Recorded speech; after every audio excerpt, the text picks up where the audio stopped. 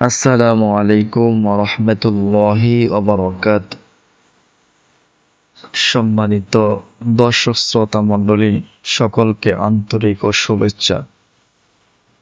আমি আজকের ভিডিওর মধ্যে ৫ ওয়াক্ত নামাজের বিষয়ে আলোচনা করব।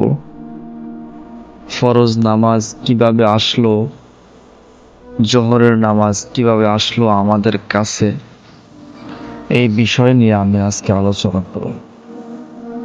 আসুন ফজরের নামাজের বিষয়ে আলোচনা করব। আল্লাহ তাআলা সর্বপ্রথম পয়গম্বর হযরত আদম আলাইহিস সালাতু ওয়াস সালামকে সৃষ্টি করেছে। আদম আলাইহিস সালাতু ওয়াস সালামকে সৃষ্টি করার পর ওনাকে বেহেশতের মধ্যে রাখা হয়েছে। এই ইতিহাস হলো লম্বা, আমি ওদিকে যাচ্ছি না।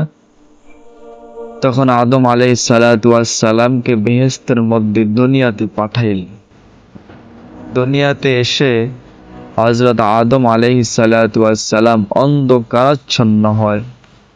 তিনি দেখতেছেন, তিনি সারা রাত দু চোখের পানি কাঁদতেছেন আর পলাইতেছেন। যখন সকাল হলো, ভোর হলো, তখন আল্লাহ তাআলার দরবারে 2 রাকাত নামাজ পড়লেন শুকরিয়া করার জন্য। সুবহানাল্লাহ। ওই 2 রাকাত নামাজ আল্লাহর দরবারে কবুল হয়ে গিয়েছেন।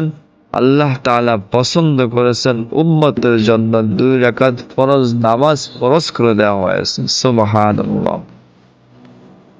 আসুন আমরা ফজরের নামাজ আমাদের আমলের খাতায় সর্বপ্রথম লিপিবদ্ধ করি নামাজ দিয়ে। নামাজ দিয়ে আমাদের জিন্দেগি গঠন করার তৌফিক আল্লাহ তাআলা আমাদেরকে দান করুক। আসসালামু আলাইকুম ওয়া রাহমাতুল্লাহি ওয়া বারাকাতুহু।